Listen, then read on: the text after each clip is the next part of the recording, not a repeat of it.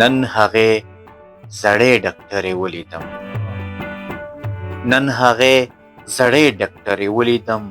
راغله په خندا یې راته وویل مخ باندې دې ګونځې ډېرې شوي دي، سر نه دی، ویښتان هم دوړېدلي دي، ته جوړې هماغسې په غم کې یې. زه ورته په سترګو کې مسکی شومه، ورو غوندې مې وویل چې ښه یمه، هغسې دورې راباندې نه راځي، اوس بېله دوا هم ویده کېږمه، اوس هم کله کله څوک رایاده شي،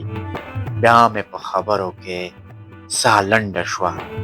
او کله چې ډاکټرې راته وکتل سترګې مې له اوښکو ډکې شوې وې، سترګې مې له اوښکو ډکې شوې وې، له اوښکو ډکې شوې وې.